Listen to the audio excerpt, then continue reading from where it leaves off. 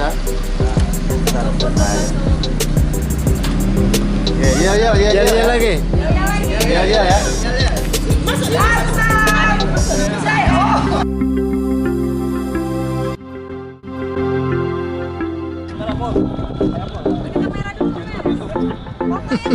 Nah, ini kita ada, Bang. Yang itu aja. Yang itu. HP aja.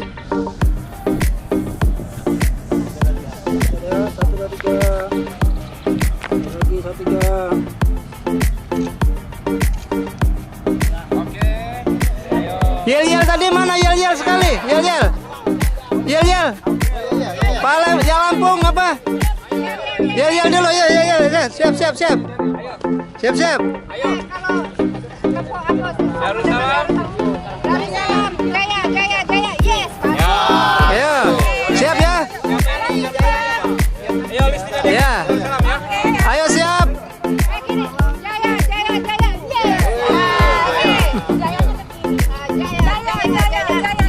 Ya. Siap. 1, 2, 3. Sekali lagi. Darussalam. Siap.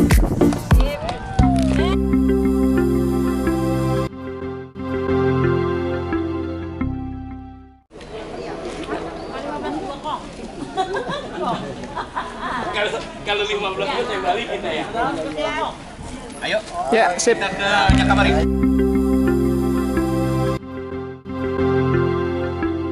Satu, 2. Oke. 3, 2, 1. Darussalam. Jaya. Yes. Sekali lagi. Darussalam. Jaya. Yes. Ya, sip.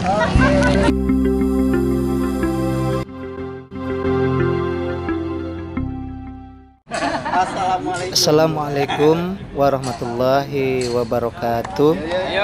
Pada pagi hari ini, hari Minggu, 12 Juni tahun 2022, saya Udah, ya oke. Sip.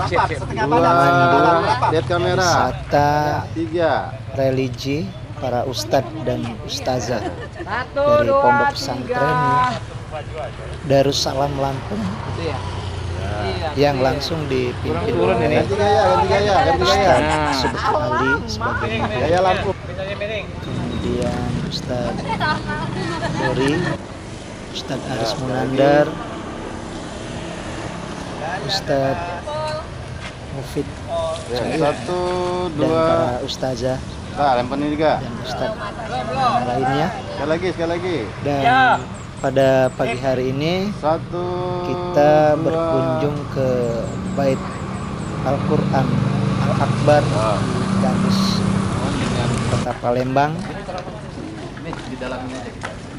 Ya, juga pondok pesantren yang dipimpin oleh Kiai Haji Sofillah Zaib Ustadz Empat. Ini rombongan sudah memasuki gerbang Bait Al-Quran. Kita pagi ini dan insya Allah nanti akan diterima langsung oleh Pak Kiai. Ini kita berada di gerbang masuk ya. Ketika kita masuk gerbang itu ada Bait Al-Quran dan kemudian juga di sekelilingnya sudah banyak para pengunjung ya yang membeli oleh-oleh disiapkan. Ini di gerbang utama ada tulisan Bait Al-Quran Al-Akbar. Ini para rombongan berfoto bersama sebelum memasuki Sekali lagi. 1, 2. Bait Al-Quran Al-Akbar. Oke. Yel ada yel. Darussalam Jaya gitu ya. Ya, ada mimpi. Ya, 1. 2 saja ada di dalam Bait Al-Quran. Kurang semangat lagi. Oke, ini Ya. masih berfoto. Ada Lagi lagi. kenangan Sekali lagi, sekali lagi. yang nantinya akan Oke. dikabarkan santri dan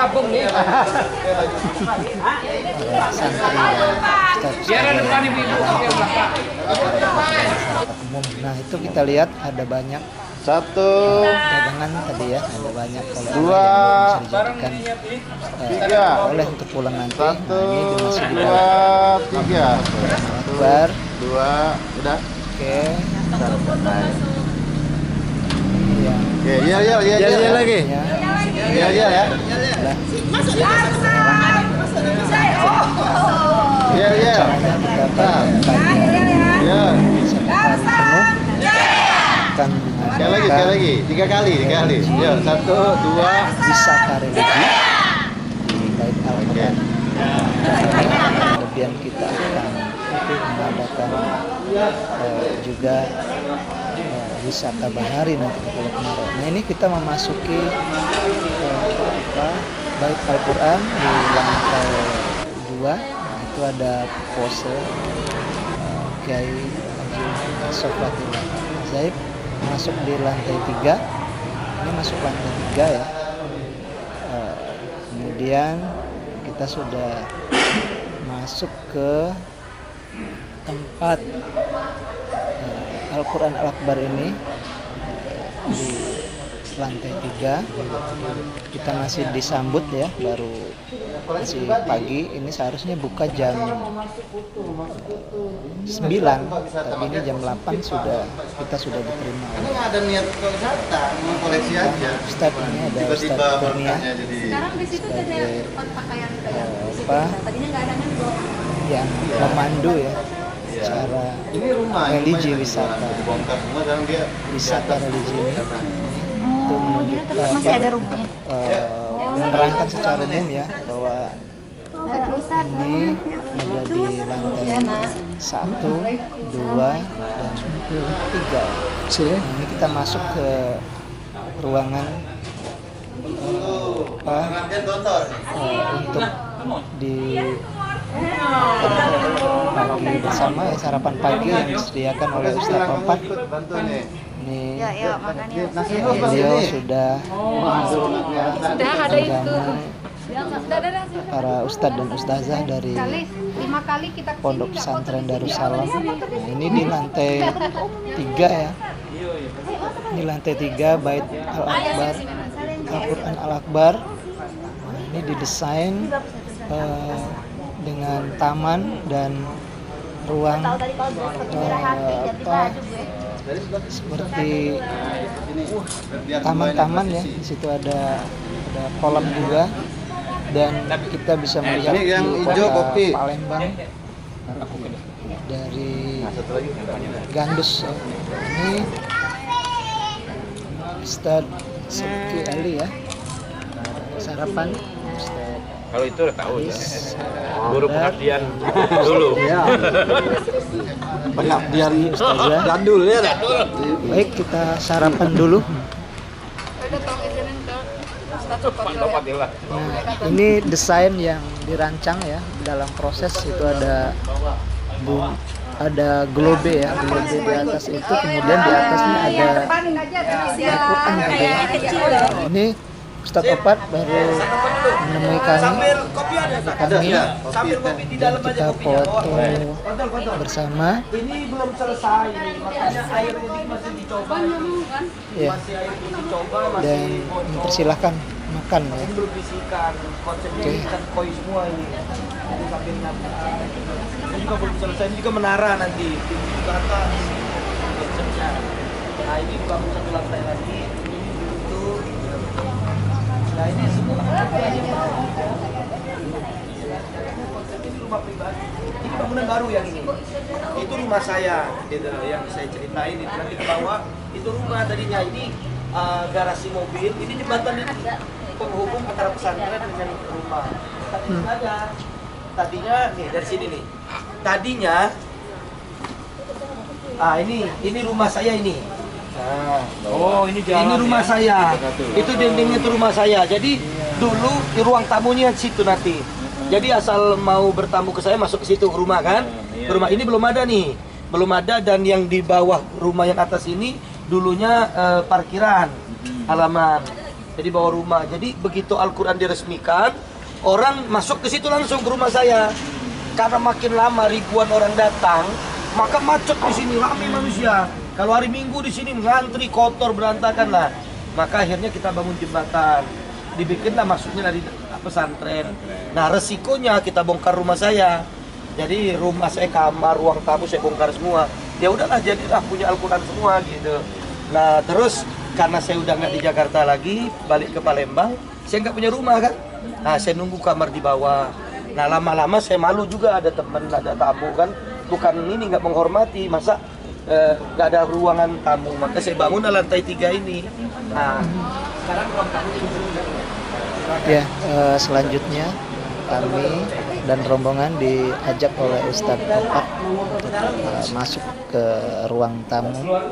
Ini ruang tamu beliau cukup besar ya. Ini didesain untuk para tamu yang datang menemui beliau. ya ini membuat ini dalam rangka memuliakan tamu tujuannya.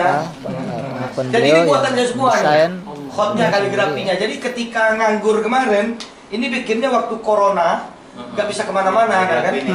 Ayo udah ngerjain ini aja, gitu. Saya kerjain. Semuanya enggak ikut nulis. Duduk, Ustazah, sana, ibu-ibu sana, Ustazah sana. Ya sih ini bisa nulis. Tuh. Iya, Ustaz. Boleh, silakan, boleh, bebas. Di sini mah bebas. Ya Allah, nikmat Tuhanmu yang mana kau tuliskan. Oh iya, Biaya sebelah bawah di semen, yang atas itu gabus. Gabus, tapi dia semen kan? Gabus, tapi orang nggak tahu strokom. Gipsum. Bukan, strokom.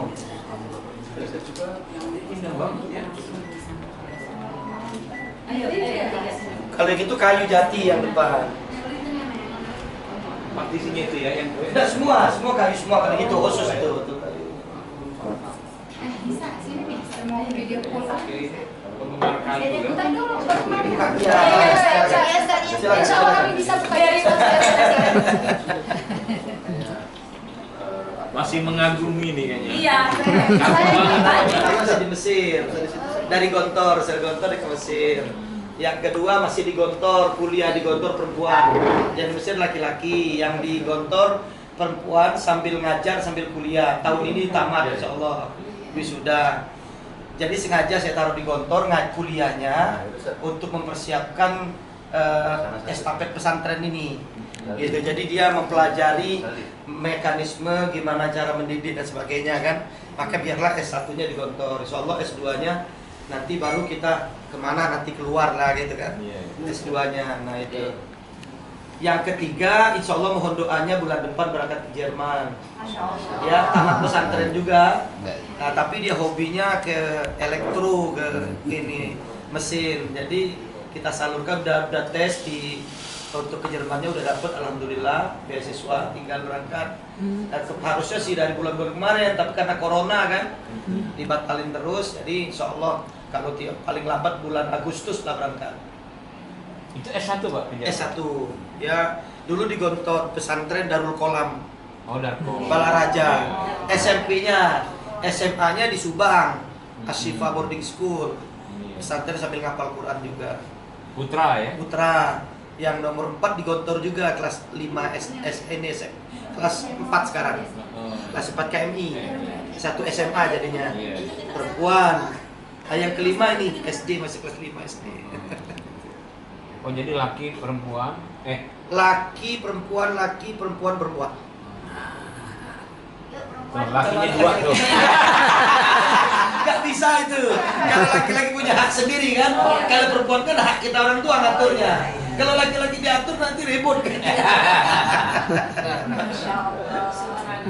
Tapi ya yang penting soleh dan solehah lah gitu. Saya cuma punya soleha, Ustaz. Amin.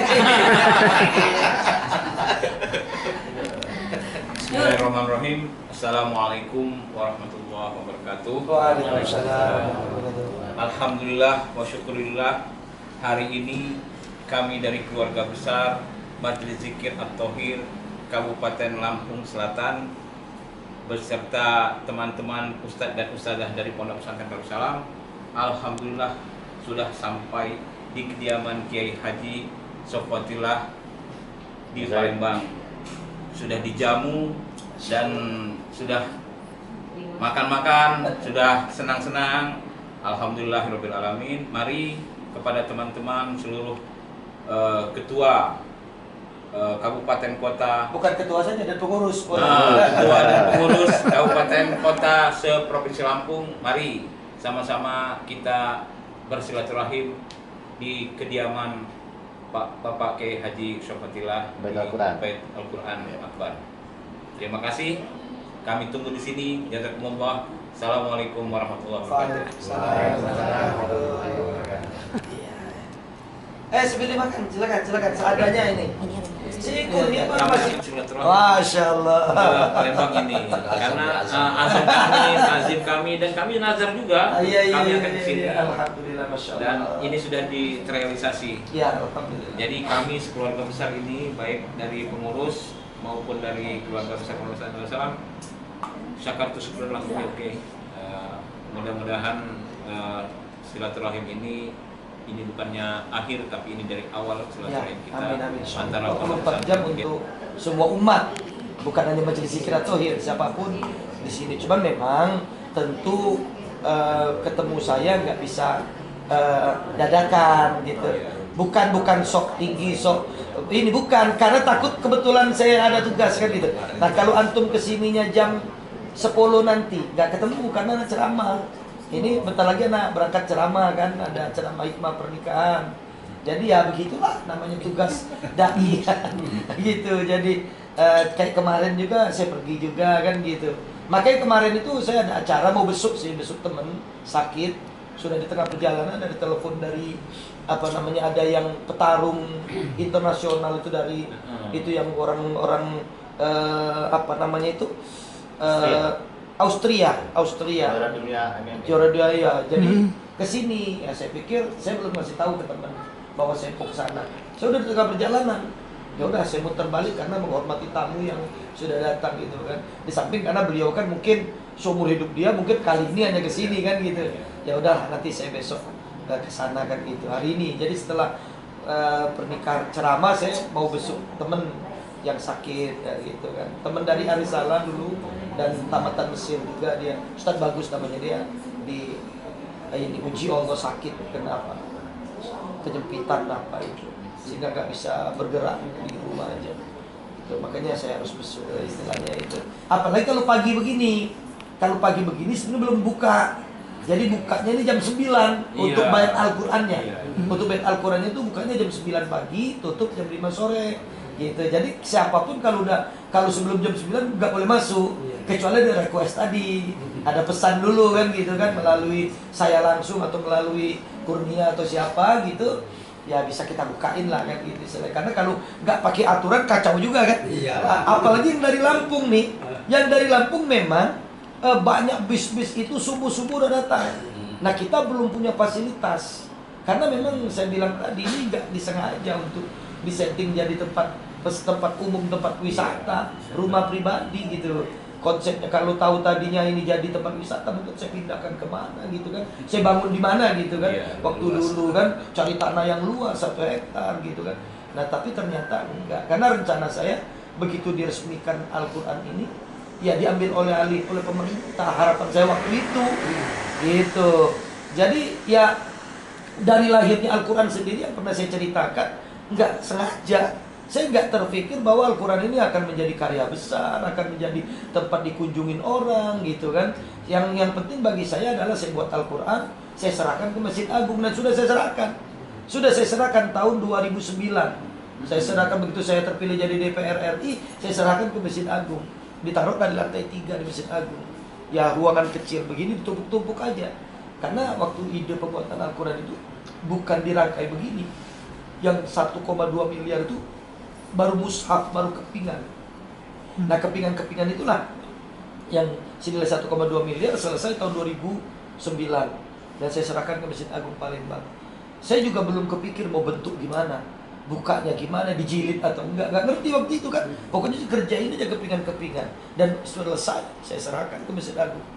Nah tapi ternyata setelah sekian tahun 2009, 10, 11, 12 Al-Quran itu ya kata orang Palembangnya tekuntang. Nggak ada yang lihat, nggak ada yang ini ya. Kita nggak bisa Masjid Agung nggak salah karena Masjid Agung itu tempat ibadah, ngurusin peribadatan, nggak kepikir untuk ke sana gitu kan istilahnya. Untuk menjadikan tempat itu wisata memang masjid kan gitu. Ngurusin masjid aja repot gitu. Nah maka tahun 2012 seiring saya terpilih DPR RI, 2012 saya jadi saya ditugaskan 2010 itu ke Uganda, Afrika Selatan, sidang Parlemen Islam Dunia, 51 negara. Nah di sanalah baru saya kepikir, wah ini kalau 51 negara bisa ke Palembang enak juga, bisa meresmikan Al-Quran. Singkat cerita dikabulkan Allah. Nah 2012 dipilihlah Palembang menjadi tuan rumah Al-Quran, Konferensi Parlemen Islam Dunia. Dan itu pertama sekali dalam sejarah sejak Indonesia merdeka. Ya ini dengan sebab Pak Marzuki ketua DPR RI-nya, orang Palembang kan gitu. Memang udah di setting Allah, skenario Allah semua kan gitu kan. Kami sendiri, saya bukan politisi, Pak Marzuki bukan politisi. Saya kenal dengan Pak Marzuki karena beliau bantu Al-Quran, bantu bangunin pesantren, tapi sama-sama jadi DPR RI kan begitu. Jadi kita nggak ngerti politik, nggak ngerti apa, yang ngalir aja gitu. Nah tapi kembali ke semua itu ternyata tujuan Allah menskenariokan ini untuk memuliakan Al-Quran. Lah kalau saya tidak ditarik atau diminta jadi DPR Kota Palembang, nggak kelar Al-Quran ini, yang lembaran kepingannya. Karena 2002 itu, 2004 itu Al-Quran ini baru 20 juz, nggak ada lagi yang nyumbar. Stop stagnan, nggak ada lagi, udah tekuntang tadi 20 juz. Begitu saya jadi DPRD kota, saya selesaikan dengan uang pribadi saya. Nah itulah yang saya kasih motivasi ke teman-teman asatid. Nah udahlah, berbuatlah untuk Allah aja. Ya kita jangan sampai kita diajari, kita mengajarkan, tapi kita tidak mengamalkan. Jadi ibaratnya itu ilmunya itu sudah kita dapetin gitu. Resep masakan itu udah ada selama ini, tapi nggak diolah. Yang memasak enggak. Nah gitu kan. Iya kan, Allah kan menjanjikan intang surullah yang suruhkum sampai terdamakum. Ini kan resep. Kalau mau sukses apapun ya harus berjuangnya karena Allah. Nah setiap perjuangan karena Allah ya harus dengan pengorbanan, keikhlasan. Gak bisa kita berpikir bercabang karena materi. Mohon maaf kira-kira gitu. Apapun yang kita kerjakan kalau tujuannya adalah materi ya bubar, gak akan lancar. Kalaupun dilancarkan Allah artinya gak akan berkah gitu istilahnya gitu. Nah tapi sebaliknya kalau kita niatkan karena Allah li ajlillah, ya apapun kita dapatkan. Saya berani ngomong begitu karena saya udah pakai gitu istilahnya tuh. Saya selama DPR kota 5 tahun gak punya rumah, saksinya Kurnia. Gak punya rumah, gak punya apa. Ngontrak, dipinjemin akhirnya sama Pak Marzuki di Pelaju gitu. Bukan gak kebeli, karena kalau saya beli rumah kredit. DPR kota satu-satu gak punya rumah, Iya, punya mobil.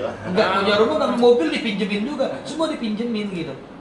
Nah, kenapa orang minjemin? Kasihan sama saya. Tapi saya balik, itulah cara Allah menggantikan uang yang saya buat Al-Quran untuk pesantren. Kan sejak 2004 jadi DPR kota, pesantren ini saya inapkan, mulai nginap gratis, makan minum gaji dari uang pribadi saya sama bantuan Pak Marzuki. Pak Marzuki membantu menyewakan bedeng-bedeng untuk ruangan jadi pesantren. Nah saya membiayainya, beli kasurnya apa aja jadi habis. Ya kebutuhan sehari-hari cukup lah keluarga, alhamdulillah. Nah 5 tahun jadi DPRD saya nggak punya tabungan, nggak punya rekening di bank. Malah dicari calon DPR RI. Lebih parah lagi kan gitu. Tapi dengan izin Allah ada aja yang bantu, baik itu minjemin, ngasih, terpilih lagi dengan cara Allah. Nah begitu, artinya apa? Saya jadi DPRD untuk menyelesaikan Al-Quran dan bangun pesantren, mulai menginap gitu. Begitu saya jadi DPR RI, Allah beri rezeki. Sebelum DPR RI Pak Marzuki dapat rezeki, belilah tanah ini. Ini Pak Marzuki yang wakaf, dibeli tanah, kami bangun sama-sama. Pak Marzuki bangun 1 lantai, saya bangun lantai kedua, karena saya juga terpilih jadi DPR RI. Nah begitu saya DPR 2010 Pak Marzuki jadi ketua. Impossible ini, beliau baru pertama jadi DPR bisa jadi ketua DPR RI.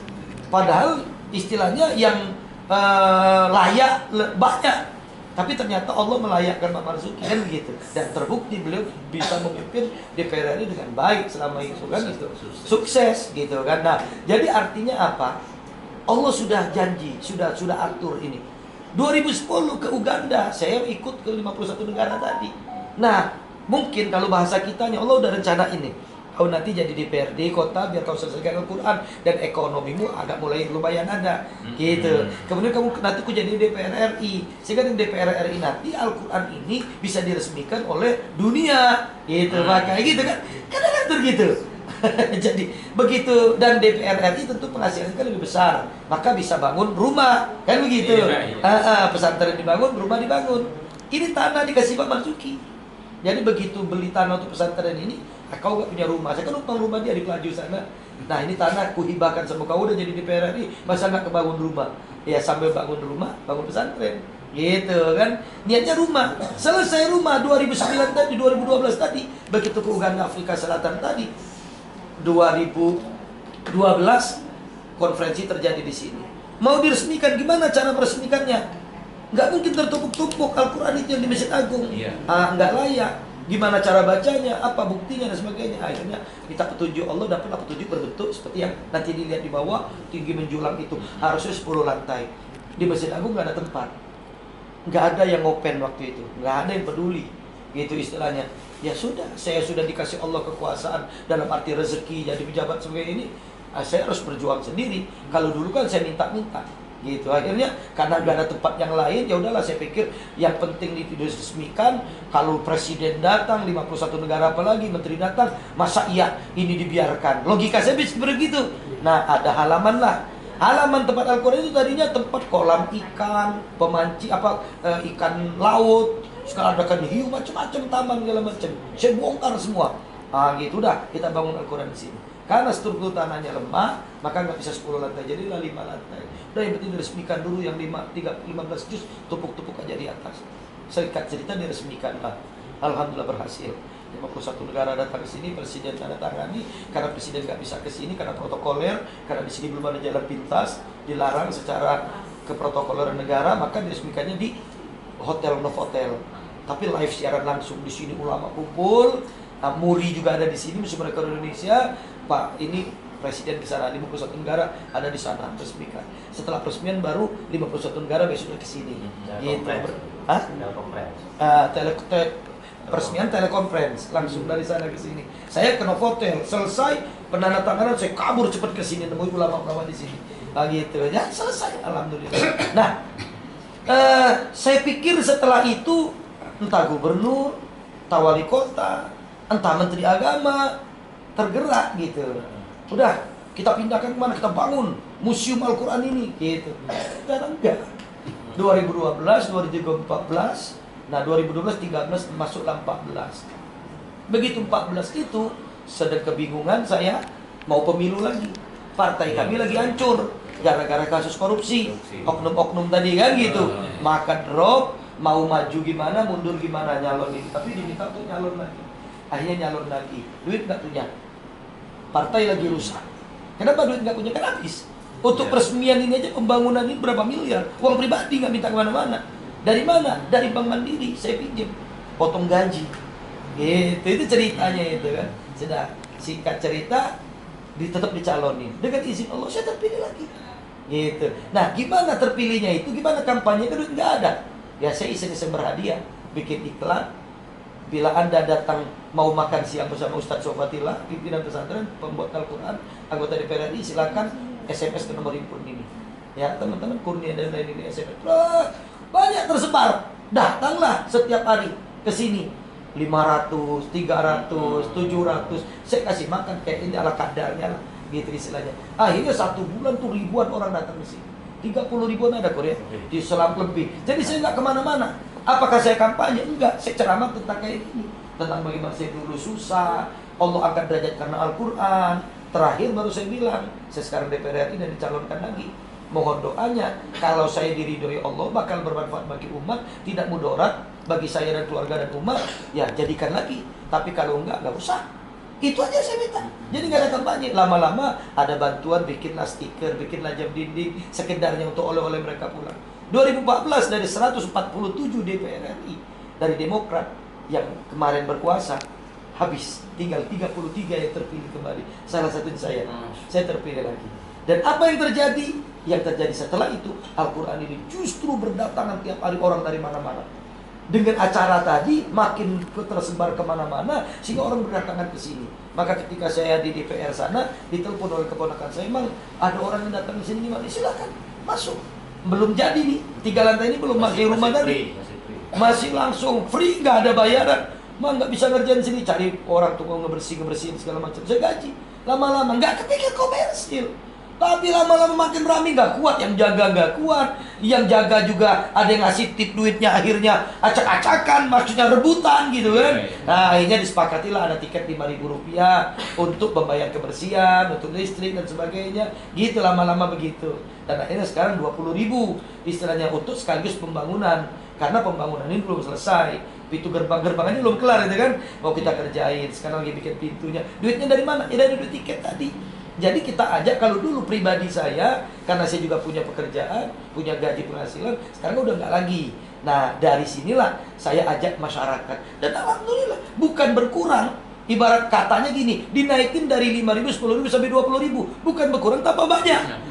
Gitu, tambah banyak. Kenapa? Karena orang sadar ngeluarkan uang 20.000 itu sodako, amal jariah, bukannya ke tempat yang lain gitu istilahnya gitu. Nah alhamdulillah dengan izin Allah, maka terus kita bangun. Jadilah gedung 3 lantai ini ada ruang studio, nanti Kur ajak ke studio nanti biar ngelihat sejarah proses singkatnya dan lain-lain begitu. Ini terjadilah seperti yang sekarang ini. Makanya mohon doanya Pak Kiai. Nah di tengah saya istirahat, nggak lagi punya urusan politik, saya udah keluar dari partai dan lain-lain, Pak Erick Thohir ngajak membangun majelis zikir ini. Ayo bismillah, selagi tujuannya mulia, selagi tujuannya untuk umat, istilahnya begitu. Ada yang bilang, "Pak, kau dimanfaatkan politik, biarin aja. Wong dimanfaati baik kok." Iya kan? Iya. Antum nggak kenal sama anak, nggak datang ke sini kalau kita nggak ada majelis zikir Thohir. Iya kan, kira-kira gitu. Nah masalah dia pun dapat manfaat yang lain, silakan. Ya wajar aja. Orang dia berkorban juga, berkorban dari sisi harta kan gitu kan, nggak masalah. Nah kalau masalah seandainya beliau nyalon presiden, ya bagus. Berarti kita punya presiden, orang kita. Kalau enggak juga nggak apa-apa. Makanya nanti ketika memang beliau sudah capres, kita akan rapat semua, anak tanya semua, kita mau dukung nggak beliau? Kalau enggak apa-apa, nggak dipaksa. Nggak usah keluar dari majelis zikir Thohir. Kalau sebagian majelis zikir Thohir tidak mau ikut serta dalam suksesi pencapresan, maka kita akan bentuk tim baru. Gitu. Jadi tidak atas nama majelis zikir Thohir. Tapi kalau 100% atau 99% mau, ya udah deklarasi majelis zikir Thohir mendoakan mendukung Pak Erick Thohir. Clear, nggak ada paksaan. Dan saya pribadi juga nggak ada MOU, nggak ada kontrak dengan Pak Erick Thohir untuk capres, nggak ada. Jadi saya kalau seandainya saya mau ngedukung siapa boleh. Apa urusannya? Kan tugasnya sudah selesai, saya bangunkan majelis zikir sesuai dengan rencana dengan niat beliau.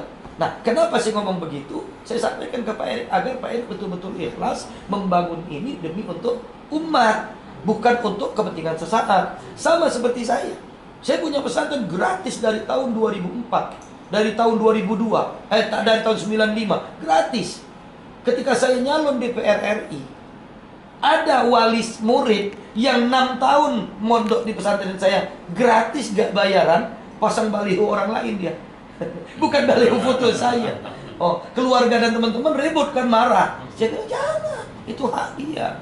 Kalau saya marah, hilang pahala saya. Berarti saya niat saya untuk jadi caleg ini tadi, bangun pesantren ini untuk sekedar caleg, salah enggak. Ya kalau ikhlas bantu, monggo. Jadi nggak pernah saya kumpulin wali santri, Bapak Ibu tolong dukung saya ya, saya mau nyalon, harus pilih saya, kamu harus berjuang, nggak ada. Gitu. Ikhlas terserah, mau bantu adik, Pak mana balihonya saya pasangkan, alhamdulillah. Enggak apa-apa. Jadi begitulah majelis zikir. Jadi begitu Pak Kiai, sekali lagi saya ucapin terima kasih. Mungkin nanti masih ada perjalanan yang lain lagi. Kalau nanti habis jalan-jalan segala macam, kemalaman istirahat di sini silakan. Cuman harap maklum memang tempatnya belum selesai, belum ada ruang tempat menginap, belum tempat ada yang mandi yang layak, belum, masih jauh ini. Ini masih jauh, belum dibikin betul. Tapi cita-citanya ke sana. Itu yang food court yang bawah itu akan dibangun 3 lantai. Insyaallah nanti masjidnya belum dibangun. Akan dibangun di pojok sana nanti insyaallah. Jadi masjid selesai, food court di 3 lantai. Nah, lantai ketiga itu wisma. Jadi kalau ada orang mau tidur, mau istirahat di sini, gitu istilahnya silahkan kayak gitu. kami juga begitu Pak Kiai. Ya. Kami juga sudah terima kasih nih atas sambutannya, atas hadiahnya, dan kemudian kami mohon maaf. Hanya satu yang saya bisa petik dari omongan ini tadi, yang penting hati kita ikhlas Pak Kiai. Ikhlas untuk Allah, karena Allah. Ya. Jadi nanti Allah akan membantu kita. Ya pasti. Kira-kira gitu ya. Itu pasti. Karena sudah janji Allah. Iya. Gitu. Nah, saya juga termasuk semenjak kita ketemu, saya bukan apa ini, termasuk yang mengidolakan antum juga ini. Ya serius ya. Jadi saya salut gitu Pak. Dengan jalan ceritanya seperti ini saya salut. Yang salut Al-Quran, kita salut ke Al-Quran. Iya. Semua insya firman Allah itu benar. Betul. Nah, tapi ini saya dengar ini tadi memang betul-betul saya akan azam tuh, insya Allah saya akan mengikuti apa yang antum Amin, lakukan insya Allah. selama ini. Nah, sedikit saya tambahkan. Ketika 2019 pemilu lagi, saya nggak terpilih. 2019, saya masih nyalon, nggak terpilih. Disitulah ujian saya. Itu ujian saya. Ujiannya apa? Mungkin bukan mungkin setan ada bisik tuh Pak, lo bodoh banget selama ini nggak pernah ngumpulin duit, buktinya kamu nggak kepilih, gitu kan? Nggak bisa bagi-bagi duit, kan zamannya sekarang bagi-bagi duit. Saya tetap istighfar. Lalu tuh Pak, kau berbuat selama ini mana? Kau bangun IAIN jadi UIN, kau bangun pesantren-pesantren, mana nggak ada yang bantu kamu? Gara-gara bukti kamu nggak terpilih. Harusnya 2019 ini suara saya berlipat-lipat ganda. Harusnya, kenapa? Sudah banyak yang saya bangun. Di 3 periode saya 15 tahun jadi DPR itu, sudah banyak yang saya perbuat. Tetapi sekali lagi, inilah ujian Allah. Diuji saya. Dan ujian itu lebih parah lagi ketika dijadiin corona. Break corona. Iya. Antum tahu nggak? Ini makanya ini ya mungkin, mohon maaf ini. Kenapa saya harus ceritakan ini? Mungkin ada kaitannya dengan Darussalam yang sekarang lagi drop. Ya, bangkit lagi. Insya Allah. Lah, saya begitu pemilu nggak kepilih, saya nggak punya tabungan, demi Allah tanya punya, nggak punya apa-apa saya. Kenapa? Saya nggak pernah nabung. Duit saya bagi-bagiin aja, kegiatan-kegiatan aja. Saya bangunkan ini dan sebagainya gitu, untuk kebutuhan rumah tangga keluarga gitu. Mungkin orang nggak akan percaya. Pasti nggak percaya. Saya percuma cerita dengan orang lain. Saya ceritakan ini karena kaitannya udah salah. Dari zero. Jadi begitu nggak terpilih lagi jadi DPR RI, saya nggak punya persiapan. Nggak punya persiapan, tabungan nggak ada. Tapi pesantren selesai. Tapi Al-Quran Akbar sudah jadi tempat wisata. Begitu nggak kepilih, masih tenang saya. Biaya pesantren, subsidi pesantren masih ada dari Bait Al-Quran. Masih bisa ngasih pesantren 2-30 juta per bulan. Masih bisa. Gitu. Tapi Allah uji lagi, jedret corona. Tutup Al-Quran. Tutup Al-Quran. Ceramah nggak diundang lagi, nggak ada kegiatan kan gitu kan. Kalau kita anggaplah ceramah adalah ya sekedar untuk kita ini gitu, nggak ada. Tapi waktu saya DPR saya nggak pernah menerima amplop dan isinya. Jadi kalau saya diundang ceramah malah saya ngasih gitu. Nah begitu saya nggak jadi DPR RI lagi, udah ada kerjaan, yang ngasih saya terima, alhamdulillah, nyenengin istri kan gitu. Tapi yang nggak ngasih nggak saya minta, gitu. Ngasih alhamdulillah nggak, ya udah, gitu. Nah tapi begitu saya punya pekerjaan yang penghasilan, bagi saya nggak perlu itu, biarlah dikasihin untuk yang lain kan gitu. Oke.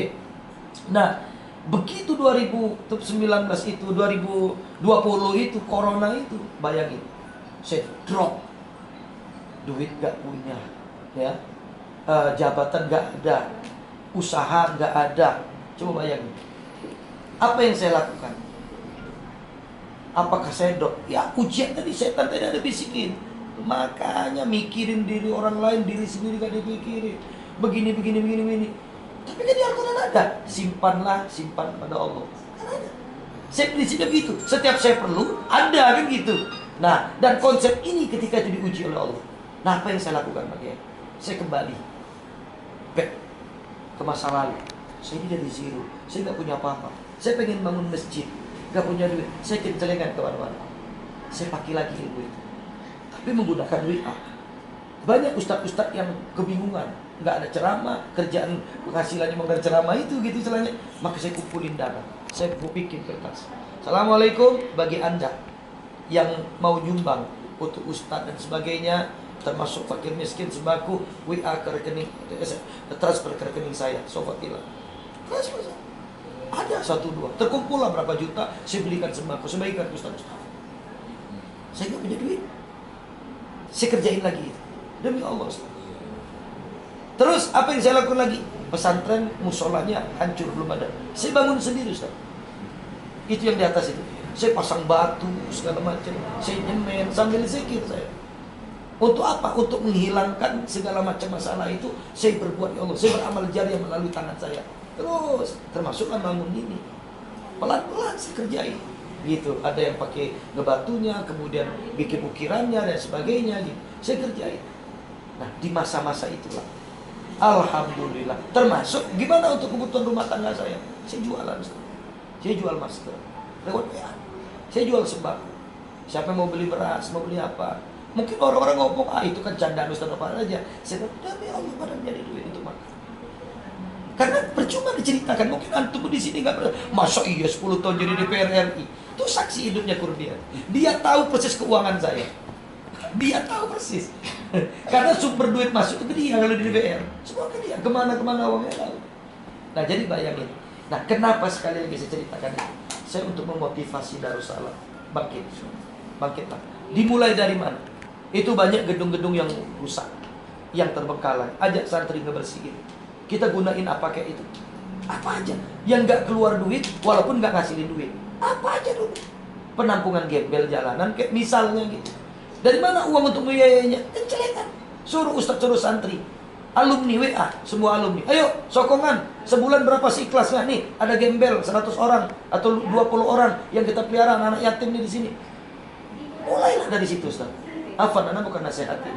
Ini sekedar sharing masukan gitu. Anda juga baru spontan ini dapat ide-ide seperti itu. Tapi pokoknya Doa, Ustaz. jadi mahfuzat itu walaupun Anda hafal dikit, ada amalin tak? Iya, coba antum bayangin.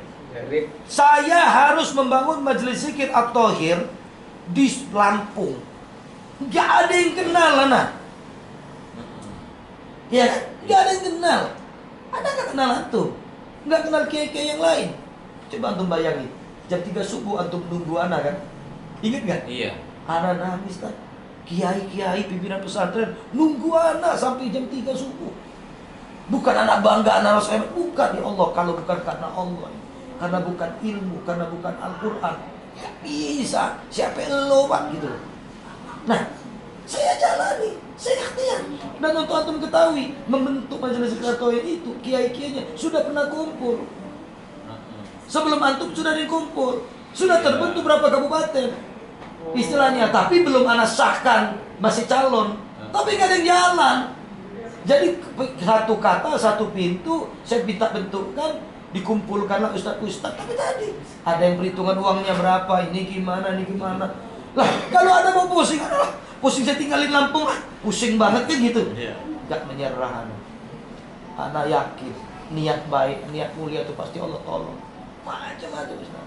Hatta al-anan masih mewujud masalah film. Makin olas alhamdulillah. Bandar Lampung, khususnya Bandar Lampung. Tapi itu resiko perjuangan. Gitu. Kan pikir jalan itu. Iya kan kira-kira gitu. Ya ala kadarnya. Berani nggak ada modalnya, ngutang ke bank syariah, ajukan buruh dengan tanah itu harus berani. Tariq bin Ziyad menundukkan Gibraltar itu dengan cara apa? Dibakar kapal. Ya kan kira-kira gitu. Saya juga dapat nasihat dari teman saya. Teman saya lagi terpuruk, dia punya tanah, dijual semua tanahnya, dibayar utangnya, lalu dimodalin lagi. Sekarang bangkit lagi dia. Ya harus berani hidup ini gitu. Apakah itu caranya? Wallahu a'lam. Sehingga biar bangkit lagi. Saya nggak main-main ketika saya berada di sana, saya sedih betul. Karena saya tahu udah banyak cerita, Kurnia dan yang lain, Darussalam ini dulu bukan main hebatnya. Itu istilahnya. Ya kita nggak usah lah cerita masalah kenapa dan bagaimana, nggak usah. Bagaimana ke depan. Gitu. Sayang. Yang paling penting lagi niatnya afwan Pak Kiai. Niatnya adalah untuk melanjutkan amal jariah dari orang tua agar mengalir lagi. Karena amal jariah itu kalau digunain, mohon maaf, kalau nggak digunain nggak jadi amal jariah. Iya kan? Gitu. Kalau digunain jadi amal jariah, gimana tuh amal jariah orang-orang dulu yang nyumbang? Biar jadi amal jariah lagi. Dan nantinya bakal ke kita juga. Gitu. Aduh, kok jadi nasihatin. Apa Kiai? Jadi apa sedih saya anak-anak? Jadi cuma sedih. Nah, ini selanjutnya kita diajak foto bersama, kemudian diajak keliling untuk melihat-lihat Al-Quran Akbar yang berada di sebelah ruangan tamu Ustadz Opat. Nah, ini foto bersama dari seluruh ustazah dari Pondok Pesantren Darussalam Lampung. Oke, nah ini kita mulai masuk melihat ini di studio musik, studio ya, ada studio yang beliau siapkan. Itu ada sejarah ya dibuatnya Quran raksasa atau Quran Al-Akbar ini bagi pengunjung biasanya dipersilakan untuk menonton ya kegiatan itu. Kemudian ini kita diajak langsung melihat ke Quran Akbarnya. Kalau kita lihat penuh ya, satu rumah kiri kanan berisi Al-Quran yang terbuat dari kayu tembesu ya. Kayu tembesu ini dia tidak dimakan rayap ya, kemudian juga tahan lama. Ini subhanallah ya, kota Palembang besar dan masuk dalam ekor muri yang dibuat tadi sudah Ustadz Opat ceritakan. Ada konferensi dunia bahkan ya Palembang yang dilaksanakan di hotel dan juga di Quran Al-Akbar ini. Ini terus kami diajak masuk ke dalam ya, keliling-keliling melihat ini secara utuh nih Al-Quran ini. Kalau kita ke sana bisa membaca tulisannya besar-besar ya.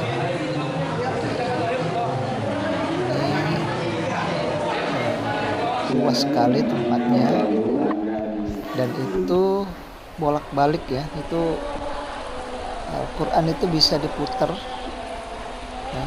Nah ini kita dari lantai 2 ya, lantai 3, jadi itu sudah 3 lantai dan direncanakan dulu 10 lantai katanya, tapi karena kultur tanahnya yang hanya sanggup sampai 5 lantai.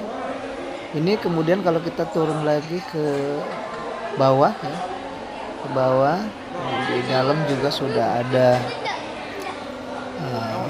oleh-oleh ya, ada peralatan muslim ya, ada jilbab, ada kopiah, ada Al-Quran dan yang lainnya. Jadi andaikan pulang dari sini bisa mau oleh-oleh. Ini di lantai bawah ya.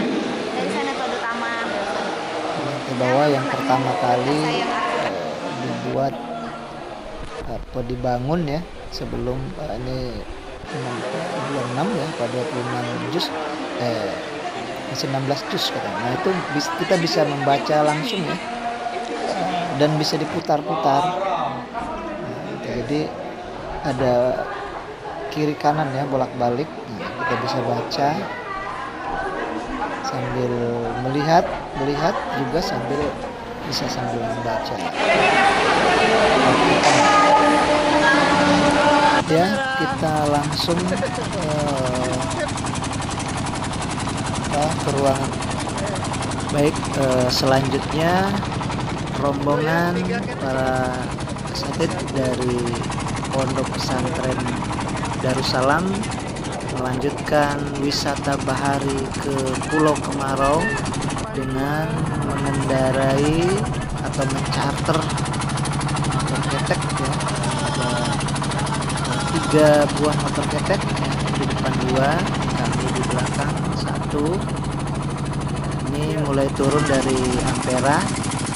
Nah, baik, sambil kita berangkat ke Pulau Kemarau, sedikit saya informasikan bahwa Kota Palembang memang selalu menjadi salah satu destinasi wisata terfavorit jika Anda berkesempatan liburan ke Palembang,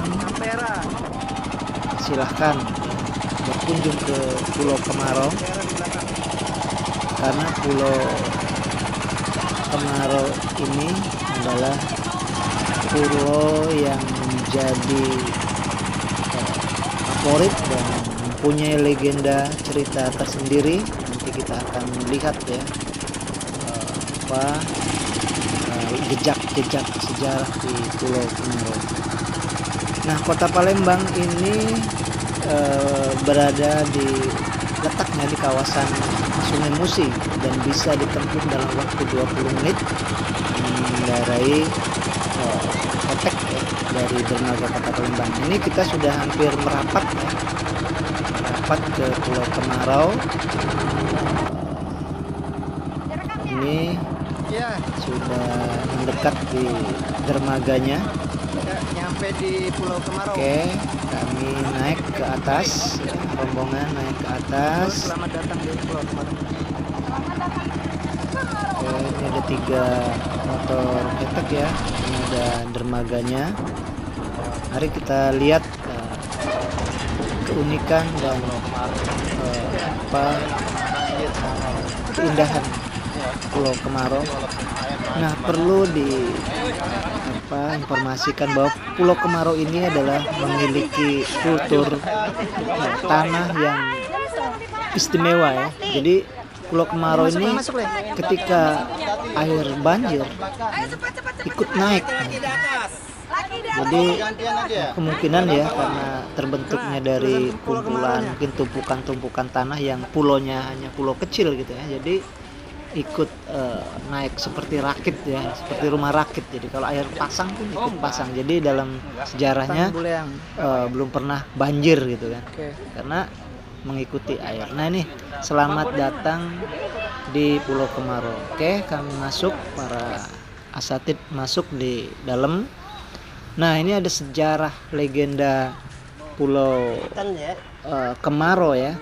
Ini di Google atau di internet ya, atau bahkan di sinetron-sinetron sudah diceritakan bagaimana sejarah Pulau Kemarau ini. Nah, sedikit mungkin kita jelaskan ya, mungkin mengenang saja ya.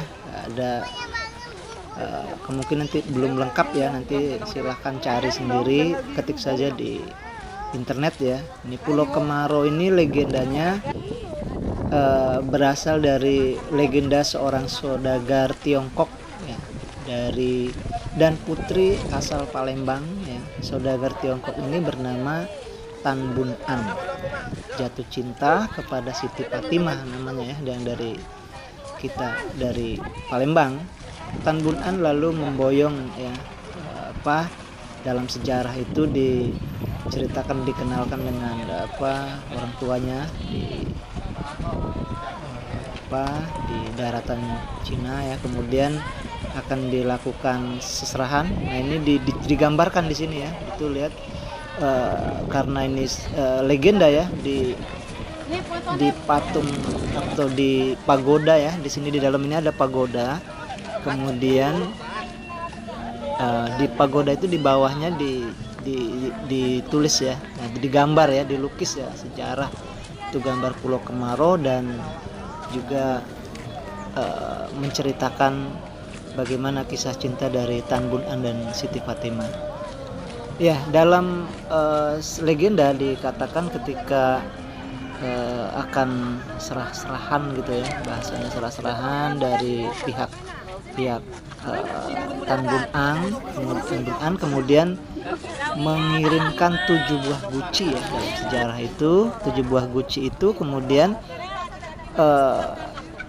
oleh rombongan dilihatnya bahwa guci itu berisi sawi kering, tauco. Belum sempat nikah mereka tuh, baru makanan lah ya, jenis iya, sayuran, mau ada serah-serahan itu kan, Sarah-saranya harus segala macam, pulang lagi ke Cina, pulang ke sini bawa tadi ya, yang segala macam. Tapi ditutupi sayuran sama tauco itu ya. Dia lihat mana mas, sayur semua, sila ditendang lah guci, ternyata di bawah sayur itu emas ya, serah-serahannya ya. Sasa mau ngambil emas yang jatuh tadi, plung sungai meninggal. Ya. Cuma tahu kabar itu. Ya, legendanya ya. Legendanya gitu ya, konon ya. Iya, iya. Jadi sih masih Islam katanya. Pangeran Tan Buan itu artinya masih Islam. Udah sempat ketemu sama Islam. Ya, itu kan legenda satu kali gitu.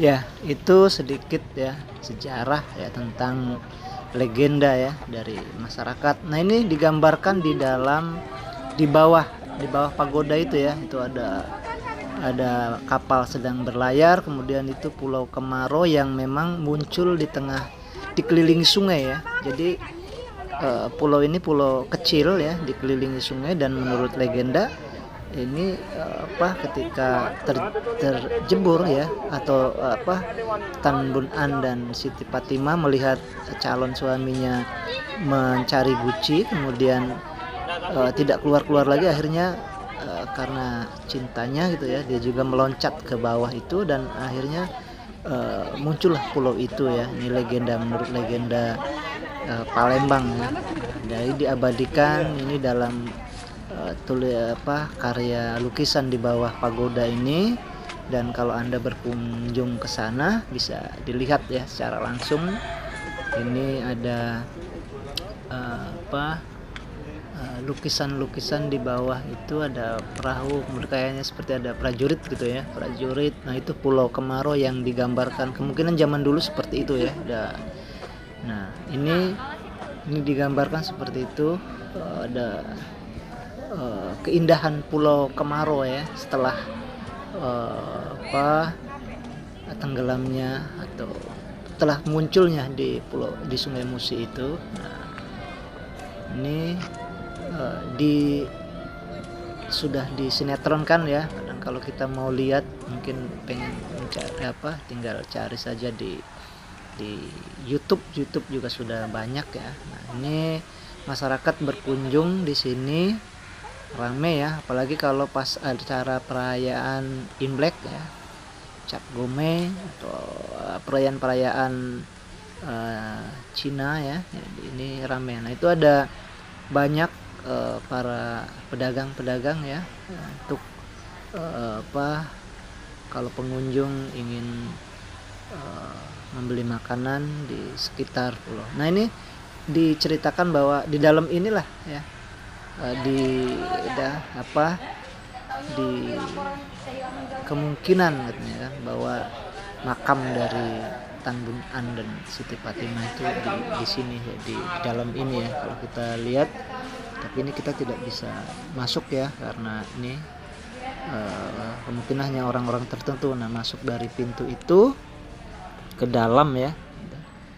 Kami juga hanya sebatas di pintu saja, mungkin di gerbangnya saja, ngelihat dari gerbang. Ya, makamnya ini diprediksikan di situ ya. Nah, ini kalau kita lihat dari jendela ya, ini saya coba masuk melihat dari jendela saja. Ini makam mungkin ya kalau kita nganggapnya ini, atau tempat ibadah ya, atau orang Cina ya. Nah, ini saya ngelihat dari jendela. Nah, itu ya, di situ di dalam ada ya untuk peraduan ya, atau dupa ya, ada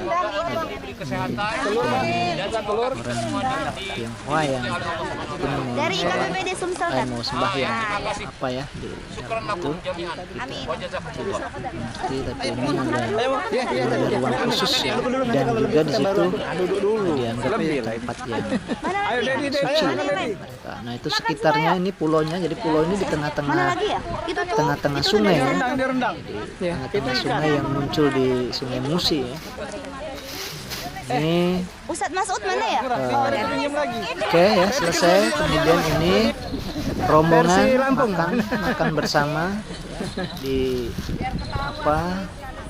di lapangan ya, di lapangan. Oke, ini dijamu oleh ikatan IKPPD ya, Ikatan Pondok Pesantren Darussalam Palembang. Ada lagi yang dan bukan itu ya? Ini sudah siap-siap.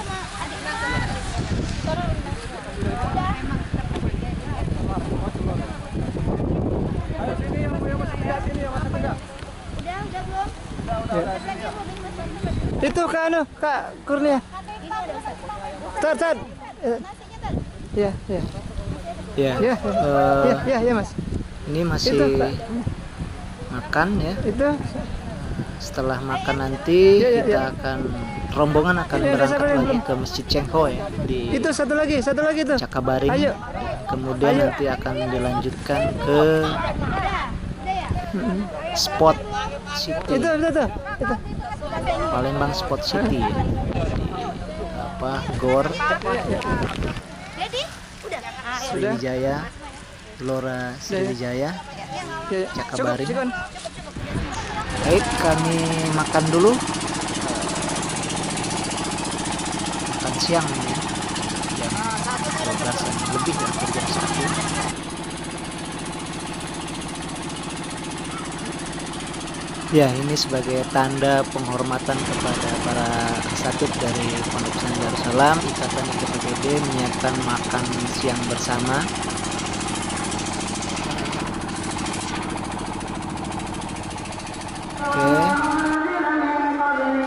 Oke, kita kembali lagi ke Palembang ya. Kembali kita naik motor ketek lagi ya menuju ke Ampera. Ini karena 3 perahu ya, kami terpisah. Ada yang perahu 1, perahu 2, perahu 3. Nah, ini sudah mulai sampai lagi di Ampera. Jadi kita kembali lagi ke tempat dermaga Ampera. Kita akan berangkat ke Masjid Cengho. Nah, ini sudah sampai di Masjid Cengho. Oke. Ya, Masjid Cengho sendiri berletak atau berlokasi di 15 Ulu ya, Kecamatan Seberang Ulu 1, Kota Palembang, Sumatera Selatan, atau di dekat Jakabaring ya, di dekat Sport City Jakabaring. Nah, Masjid Cengho ini masjid yang tidak terpisahkan dari cerita tentang Laksamana Cengho ya, Laksamana Cengho yang dalam pengembaraannya menjadi menyebarkan alam agama Islam juga ya di Nusantara ya. Dan Masjid Cengho ini bukan hanya di Kota Palembang, di Jambi juga ada ya, dan di tempat-tempat lain juga yang dianggap pernah disinggahi oleh Cengho. Kemudian pembangunan Masjid Cengho di Kota Palembang ini tidak bisa dipisahkan dari sejarah Muslim di Kota Palembang atau Kota Pempek Palembang ini ya, yang konon berawal dari kunjungan Laksamana Cengho ke Palembang. Cengho atau Zhenghe ya, merupakan seorang penjelajah asal Tiongkok yang sangat terkenal. Dia pernah beberapa mengunjungi Nusantara ya, pernah dikunjungi beberapa pulau Nusantara termasuk di Palembang. Cengho adalah seorang Muslim ya. Di samping itu dia juga orang kepercayaan Kaisar Yongli dan Tiongkok, yaitu kaisar ketiga dari dinasti Ming ya. Islam sendiri masuk Kota Palembang melalui aktivitas perdagangan, salah satunya dengan pedagang dari Tiongkok ya.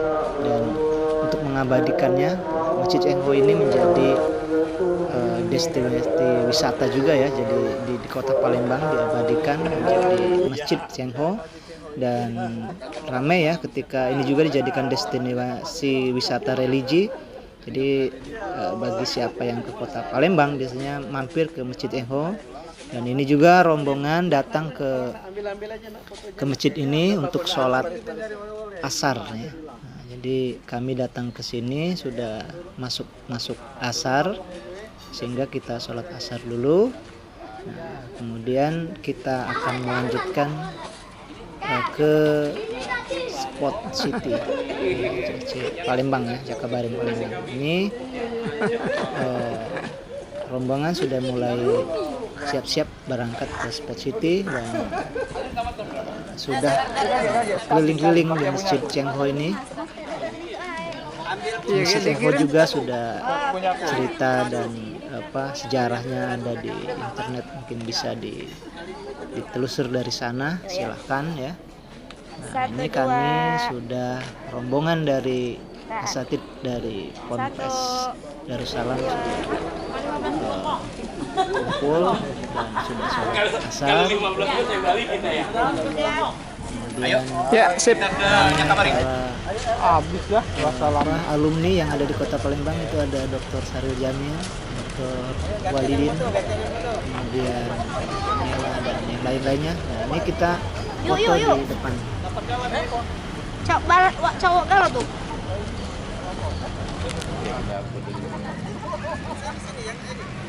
Satu.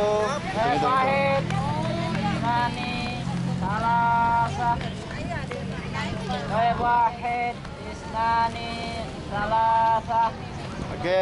Bener.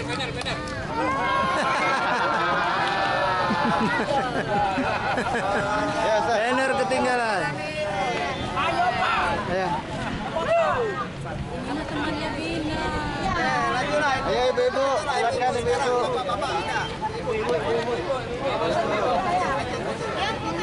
Ya, kami berlanjut ke Jakabaring. Ini sudah sampai di Jakabaring Spot City GSC ya. Ini foto-foto bersama.